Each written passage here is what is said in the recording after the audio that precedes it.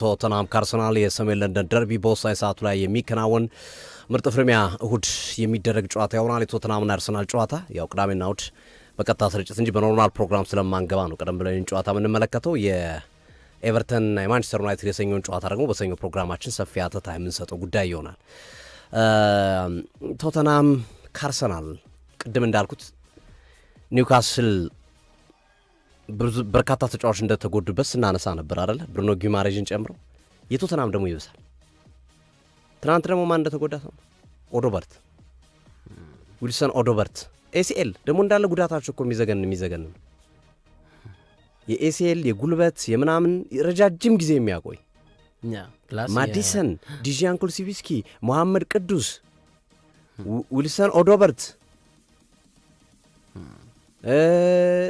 አረ ቤን ዴቪስ ስንቱን ጠርቼ ቋሚ 11 ወር ሞስት ማለት ይቻላል የተጎዳባቸው። ቤንታንኩር የሮሜሮ ቅጣት እንዳለው ሮሜሮ ቅጣት አለ እና በቃ የተምታታባት የውድድር ዓመት ነው ለቶተንሃም። በቃ ማለት አሁን የሁሉ ተጫዋች አተ የምታረገው ውድድር ማለት ነው። አስቧል። አሁን ሲቲ ሮድሪን፣ ሃላንድን፣ በርናንዶ ሲልቫን፣ ፎደንን አቶ ቢጫወት እንደማለት ነው። አርሰናል ሳካን፣ ጋብሪኤል ማጋሌሽን፣ ዲክላን ራይስ ምናምን አቶ ቢጫወት እንደማለት ነው። ማንቸስተር ዩናይትድ ብሩኖ ፈርናንዴዝን፣ ሙቡሞን ደግሞ ወሳኝ ተጫዋቾቻቸው ነው እንዳለ የተጎዱት። ወሳኝ የሚባሉ አስደናቂ ብቃት ማሳየት የሚችሉ ተጫዋቾች ናቸው ጉዳት ላይ የሚገኙት፣ ውጤት ሊቀይሩ የሚችሉ። አሰልጣኝ አይጎር ቱዶር በዚህ ቡድን መምጣቱ ብቻ ፖዚቲቭ ኒውስ ነው ከወሰድ ነው። በቃ ሌላ ፖዚቲቭ ኒውስ የለም። የአይጎር ቱዶር መምጣት ምናልባት አዲስ ሀሳብ ተገማች እንዳይሆን አንፕሪዲክቴብል እንዲሆን ሊያደርገው ይችላል። ይታወቃሉ። በእርግጥ አይጎር ቱዶር ጁቬንቱስ ነበሩ፣ ኦሎምፒክ ማርሴይ ነበሩ፣ ሊዮን ነበሩ፣ በርካታ ክለቦች ሰርተዋል። ምን እንደሚያስቡ ይታወቃል። አሁን ተከላካይ ናቸው። መከላከል ላይ አተኩሮ የሚጫወቱ ናቸው። ቶተንሃም መከላከል ይችላሉ አይመስለኝም። ቶተንሃም መከላከል ላይ ብዙ የሚሳካለ ቡድን አይደለም፣ ግን የእርሳቸው አስተሳሰብ እንደዛ ነው። ስለዚህ ነገ በአምስት ተከላካይ ሊጫወቱ የሚችሉበት እድል ሰፊ ይመስለኛል።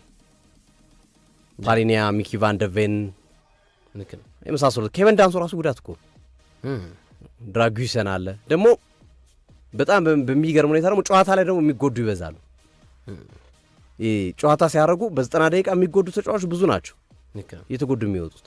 እና ትሬኒንጉ ነው የሕክምና ቡድኑ ነው ወይስ ምን ነው የሚለው ጥያቄ የሚያስነሳ ነው። የቶተንሃም ቡድን የትኛውን ጨዋታ ተጫውቶ ነው ቶተንሃም ባለፈው የውድድር ዓመት ወይ እንደ ፓሪስ ሰን ጀርመን በአመት 65 ጨዋታ ተጫውቶ ቢሆን ወይ እንደ ቼልሲ ተመሳሳይ፣ ቼልሲም እንደዛ ነው የተጫወተው እንደ ፓሪስ ሰን ጀርመን ነው የክለብ ያለ ዋንጫን ጨምሮ ሲተጫወቱ። እንደዛ አይነት ነገር ቢሆን ኦኬ ያስኬዳል፣ እንደ አይነት ነገር አፕን ያደርጋል የሚለው ነገር ማለት ነው። ይሄኛው ግን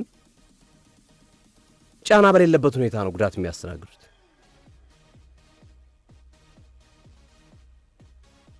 ሌላው እንደ ፖዚቲቭ ሳይን የምናየው አርፎ መምጣታቸው ነው። ከሁለት ሳምንት በላይ ቶተንሃም በቂ ረፍት ወስዷል። ሪፍሬሽ አድርገው ተጫዋቾቹ ቤተሰቡን የሚጠይቀው ቤተሰቡን ጠይቆ ዱባይ የሚዝናናው ዱባይ ተዝናንቶ ብሬክ ኢንተርናሽናል ብሬክ ሳይሆን የፕሪሚየር ሊጉ ብሬክ ነው የሚመስለው ይሄኛው ለቶተንሃም፣ ማንቸስተር ዩናይትድ በአራቱም ውድድሮች ላይ የሌሉ ክለቦች ማለት ነው።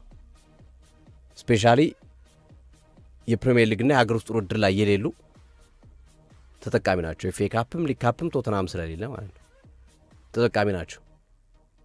አርሰናል በተቃራኒው በ10 ቀን ውስጥ አራተኛ ጨዋታውን ነው የሚያደርገው እሑድ። አንዳንዴ አርፈ መምጣት አክቲቭ ሬስት ካላረክ ይጎዳል ይላሉ። ካልሰራ ፊትነስህ፣ ትኩረትህ እና መሰል ነገሮች ይወርዳሉ ይላሉ። አንዳንዶች ደግሞ አርፎ መምጣት ሪፍሬሽ አድርጎ መምጣት በጣም ጠቃሚ ነው ይላሉ። በነገራችን ላይ አርሰናል የቶተንሃምን ጨዋታ ካከናወነ በኋላ ከቼልሲ ጋር ለመጫወት 10 ምናምን ቀን ረፍታ ነው ወይ በዚህኛው ወይ ደግሞ ከቼልሲ ጨዋታ በኋላ ከብራይተኑ ጨዋታ በኋላ ግን ሞሮለስ በዚህኛው ሳምንት ነው የሚሆነው። ከቶተንሃሙ ጨዋታ በኋላ ዱባይ ይሄዳሉ የአርሰናል ቡድን በሙሉ። ከዚህ በፊት አስታውስ ከሆነ አርሰናል ጥሩ የውድድር ዓመት መጥቶ ጥር ላይ አካባቢ ሲቆሙባቸው ወደ ዱባይ ወስደው አዲስ አየር በረዶማውን አየር ቀይሮላቸው ፀሐይ ላይ ተዝናንተው ምናምን መጥተው እንደገና እንደ አዲስ ተነስቶ ነበር አርሰናሎች የዛሬ ዓመት ታቻምና መሰለኝ እና ያንን ትሬንድ አርቴታ ማስቀጠል ፈልገዋል። የተወሰኑ ቀናቶቹን ዱባይ ያሳልፋሉ። በሚቀጥሉ ቀናቶች ይህ ጨዋታ የቶተናሙን ጨዋታ እንደተጠናቀቀ ማለት ነው። ያንን እቅድ እንዳቀዱ እየተሰማ ነው ያለው።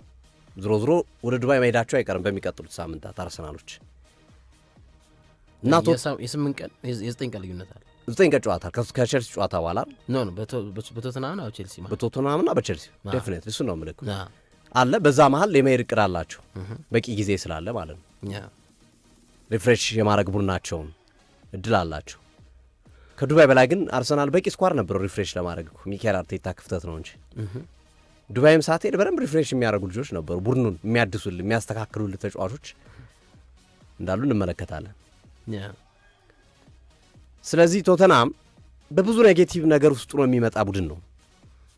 አሰልጣኝ ቀይሯል። እሱን ኔጌቲቭ ነው ፖዚቲቭ ነው የምናየው አላቅም። አንዳንዴ ፖዚቲቭ ይሆናል የአሰልጣኝ መቀየር፣ አንዳንዴ ደግሞ ኔጌቲቭ ነገር ይዞብህ ይመጣል። ሊጉን የማያውቅ አሰልጣኝ ነው። በመከላከል ላይ የተመሰረተ አሰልጣኝ ነው። በቂ ተጫዋቾች አላገኘም። እሱ እንደ ኔጌቲቭ ታነሳለህ። ግን አዲስ ሀሳብ ይዞ ስለሚመጣ አንፕሪዲክቴብል ሊሆን ይችላል። ለአርሰናል ለመገመት አስቸጋሪ ሊሆን ይችላል። ኢጎር ቱዶር ጥያቄ በሌለው መንገድ ሁለቱን ጨዋታዎች ተመልክተው የሚገቡ ይመስለኛል። የወልቭስን ጨዋታና የብሬንፎርዱን ጨዋታ በደንብ የቅርብ ጊዜያቶችን ጨዋታዎች አርሰናል ለምን ነጥብ ጣለ የሚለው በደንብ አጥንተው የሚገቡ ይመስለኛል። ከዚህ በፊት ካሪክ እኮ ተናግረዋል አይደል? አርሰናልን በገጠሙበት ጨዋታ ላይ አርሰናል ከመግጠማቸው በፊት የሊቨርፑልና የኒውካስልን ጨዋታ ተመልክቼ ነው የመጣሁት ብሏል። ሴንት ጄምስ ፓርክ ላይ ከኒውካስል ጋር የነበራቸውን ጨዋታ እንዲሁም የሊቨርፑልን በአንፊልድም በኤምሬትስም የነበረውን ጨዋታ ተመልክቻለሁ። የቱ ጋር ክፍተት እንዳለ የተረዳሁት ነገር አለ ብሎ መጡ። ቀጧቸው እንዳሉት ኢጎር ቱዶርም እነዚህን ጨዋታዎች በደንብ መመልከት ከቻሉ በሎ ብሎክ ለመጫወት ነው የሚመጡት። መነኝ 3 ተከላካይ አድርጎ ነው የሚመጡት። 3 ተከላካይ አድርጎ ይመጣል። ሎ ብሎክ ነው የሚጫወቱት። ተጫዋቾቹ በዛ መንገድ የተቃኙ ናቸው። በቶማስ ፍራንከ በኦንጄ ፖስቴኮግሉ የነበሩ ልጆች ናቸው። አይ ዶንት ቲንክ ሶ ቶተናም ሲጫወት ነው የሚያምርበት። ሲቲን ኢታር ላይ መጥቶ ያሸነፈው እኮ ተጫውቶ ነው። ዶሚኔት አድርጎ ነው። ፖሰሽን ጭምር ወስዶባቸው ነው። ቼልሲ ሲቲ ላይ ነጥብ የወሰደው ኢታር ላይ እኮ ተጫውቶ ነው። ሌላ ምንም አይደለም። ባፈገፈገ ቁጥር ግን የሚቀጣ አይነት ቡድን ነው። ምክንያቱም የለውም ለዛ ባህል የሚሆን ወልቭስ ለዛ ባህል የሚሆን ተጫዋች አላቸው። አመቱ ሙሉ በሎ ብሎክ እየተጫወቱ ነው ከየትኛው ቡድን ጋር ሲጫወቱ። ብሬንፎርድ በጣም ጥሩ አቋም ላይ ያለ ቡድን ነው። አሁን ቶተናም ካለው ቡድን ጋር የስኳድ ጥራቱ የሚመጣጠን አይደለም። በውዱ ጨዋታ ላይ ለአርሰናል ራስ ምታት የሚሆኑ 2 ተጫዋቾች ያሉ ይመስለኛል። አንደኛው ዣቪ ሲሞንስ ነው። ወቅታዊ አቋም በጣም ምርጥ ነው አሉት። በጣም ምርጥ ነው ዣቪ ሲሞንስ። ይህን ተጫዋች ሊጠነቀቁት ይገባል። ከሳጥን ውጭ ይመጣል። በተለይ ዙቢሜንዲ የሚሰጠው ክፍተት በዚሁ የሚቀጥል ከሆነ በቀደም ወልቭስ ላይ በማንቸስተር ዩናይትዱ ጨዋታ በሊቨርፑል ጨዋታ ላይ የሰራቸውን አይነት ስህተቶች ከተከላካይ ፊት ያለውን ቦታ በአግባቡ መሸፈን የማይችል ከሆነ በቂ ስፔስ የሚሰጠው ከሆነ ዣቪ ሲሞንስ በደንብ ይመታል። በደንብ ነው የሚመታው፣ ይቀጣል። ሌላው ዶሚኒክ ሶላንኬ ነው። ራስ ምታት የሆነ አጥቂ ነው ለተከላካዮች። ሃይቦል በጣም ይጫወታል። ከመስመር የሚሻገሩ ኳሶችን መግጨት ይችላል። ሳጥን ውስጥ ገብቶ መምታት ይችላል። ሁሉንም ኳሊቲ ያለው ተጫዋች ነው። አሁን የኮሬሽን ስትል ሞር የሚሰነጠቁ ኳሶች ላይ ትኩረት የሚያደርግ ተጫዋች ነው። ከመሃል ሜዳ የሚሻገሩ ኳሶች፣ ከተከላካይ ጀርባ የሚጣሉ ኳሶች ላይ እና ይሄ የሚጨረፉ ኳሶች፣ የሚነኩ ኳሶች ላይ ትኩረት የሚያደርግ አጥቂ ነው። ቤንያሚን ሼሽኮን ስታነሳ ደግሞ ሞር የእሱ ባህር ደግሞ ከፍ ያሉ ኳሶች ሃይቦሎችን የሚጠቀም ተጫዋች ነው፣ በእግሩም በቅንጭቅላቱ። ሶላንኬ ግን ሁለቱም ኳሊቲዎች አሉት። ጥሶ መግባት ይችላል፣ ሃይቦሎችን መጠቀም ይችላል። ኳሊቲው ሰፋ ያለ ተጫዋች ነው። ስለዚህ እነዚህ ተጫዋቾች ላይ በጣም መጠንቀቅ አለባቸው። ኢንክሉዲንግ ፔፔ ማታሳርና እንደዚሁም ኮነር ካላጋር፣ በተለይ ፔፔ ማታሳር። እነዚህ ተጫዋቾች ላይ አርሰናል ትኩረት ማድረግ አለበት። በቃ አሁን ቶተናም ያሉት ጥሩ ተጫዋቾች እነዚህ ናቸው አሉት። ሌላ የምትፈራው ተጫዋች የለም። በፊት እኮ ሰን አለ፣ ሃሪኬን አለ። ኩልሲቪስኪ አለ። አሁንስ የሉም እንዳለ የሚፈሩት ቅዱስ የለ፣ ኩልሲቪስኪ የለ፣ ሰን የለ ወጥተዋል። ናሪኬን የምትፈራው ኢቨን ናው እነ ዣቪ ሲሞንስና እነ ሶላንኬን ያነሳሁት ከቡድኑን በንጽጽር አነሳው እንጂ ቶተናም ከነበረው ከዚህ በፊት ከነበሩት የተጫዋች ኳሊቲ አንጻር የወረዱ ናቸው በየቦታቸው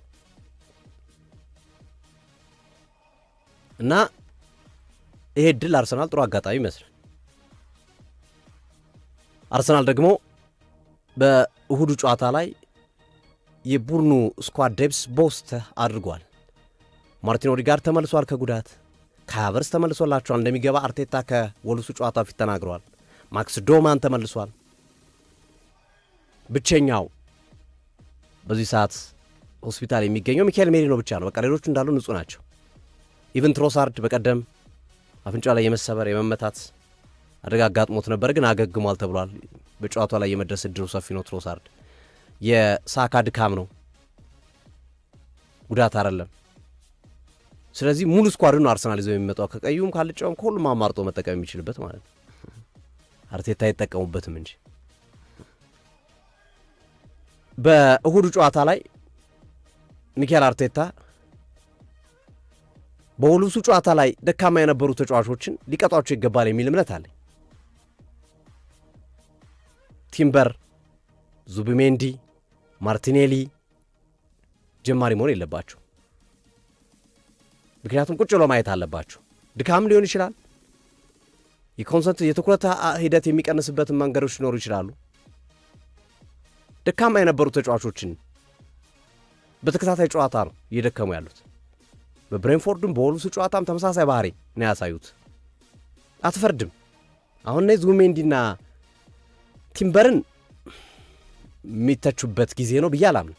ይሄ ማለት አይችሉም ምናምን የምትላቸው ተጫዋቾች አይደሉም፣ ደካማ ናቸው የምትላቸው አይደሉም። ነገር ግን እግር ኳስ ወቅት አለው፣ ቦታ አለው፣ ሰዓት አለው። ሃይ ፒክ የምትደርስበት ሰዓት አለ፣ የምትወርድበት ሰዓት አለ። ይህንን ማኔጅ የማድረግ ኃላፊነት ያለው አሰልጣኙ። 90 ደቂቃ በየ3 ቀኑ የተጫወተ ተጫዋች ከ6 ወር በኋላ 1-2 ጨዋታ ቢደክምብህ የሱ ስተት አይደለም፣ ያንተ ነው ስተቱ። ልጁን ሪፍሬሽ አላረከው። ስለዚህ ሚኬል አርቴታ ከዚህ አንጻር ብዙ ለውጦችን ማድረግ እንዳለባቸው እረዳሉ። ቢያንስ 1-2 ለውጦችን ማድረግ አለባቸው። ማርቲኔሊ ሲሪየስሊ መንካት አለበት፣ ዙቢሜንዲ መነካት አለበት ከሚሉት ውስጥ ነኝ።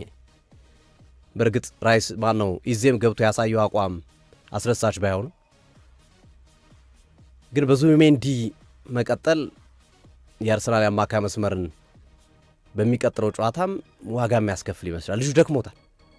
ብቃት የሌለው ተጫዋች ነው፣ ደክሞታል። ይህም ማመን አለባቸው ሚኬል አርቴታ። በጣም ደክሞታል ልጁ። ወይም ደግሞ ወደም ሪፍሬሽ እንዲያደርግ ወይ ፈርስት ሃፍ አጫውተው 67 ደቂቃ ላይ ልጁን ማስቀመጥ አለብን።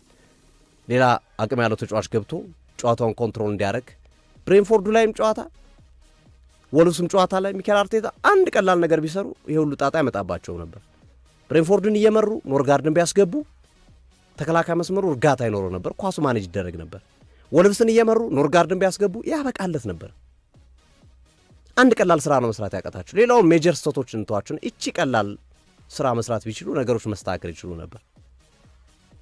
አሪፍ ጨዋታ ነው ለማለት ባልገደድም ወይም ባልሞክርም ከኒውካስልና ከሲቲ ጨዋታ አንጻር ለእኔ የሲቲና የኒውካስል ጨዋታ ነው ምርጥ ፍልሚያ። የቶተናሙና የአርሰናሉ ጨዋታ ደርቢነቱ ነው እንጂ አየር ላይ ያለው የደርቢነት ስሜቱ ነው እንጂ ያለው ቶተናም እንዳለ ተጫዋቾቹ መጎዳታቸውን ተከትሎ አርሰናል ይህንን ጨዋታ በአግባቡ መወጣት ካልቻለ ሚኬል አርቴታ በጣም በጣም በጣም በጣም መሳቂያ መሳላቂያ የሚሆኑ ይመስለኛል አሉት። ይሄ ሁሉ ተጫዋች ተጎድቶ ቋሚ 11 ተጎድቶብ ክርስቲያን ሮሜሮን ጨምሮ በሌለበት ጨዋታ ይህንን ነው የኔ ሀሳብ አሉት። ግን በዚሁ ስኳድ ደግሞ ማንቸስተር ሲቲ ነጥብ አስጥሏል። ይሄም መታየት አለበት ብዬ አስባለሁ። አሰልጣኝ ቀይሮ የሚመጣ ቡድን ሎጂካሊ በጥሩ መነሳሳት የሚመጣ ቡድን ነው። ተጫዋች ሳያስፈርም እነዛውኑ ተጫዋች ይዞ ማንቸስተር ዩናይትድ በምን አይነት የጨዋታ መንገድ እንደመጣ አስተውለናል። የደርቢነት ስሜት ያለው ጨዋታ ምንም ጥያቄ የለው እና ግን አርሰናል የበላይ ነው።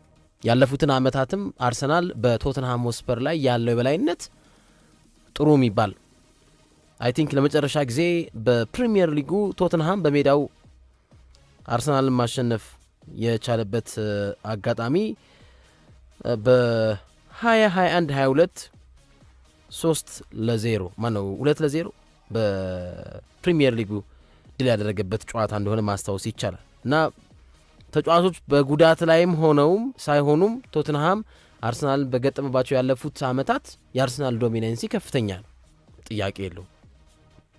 እከሌ አሰልጣኝ ሆነ እከሌ ተጎዳ ብለህ ፒክ የምታደርገው ነገር የለም ብዬ አስባለሁ። የበላይነቱ በአርሰናል የበላይነት ሁሌ ነው ዶሯን የሚገነው። ለአራተኛ የውድድር ዓመት አርሰናል በቶትንሃም ሳይሸነፍ የሚሄድበት ጊዜ ይሆናል ተብሎ ይጠበቃል። እንግዲህ ያለፉትን ዓመታት ሪከርዶችን ብንመለከት አርሰናል ነው በተለያዩ አጋጣሚዎች በተለያዩ ጨዋታ ሂደቶች ላይ ነጥቦችን እየወሰደ እያሸነፈ ቶትንሃምን እንግዲህ የበላይነቱን እየወሰደበት የሚገኘው።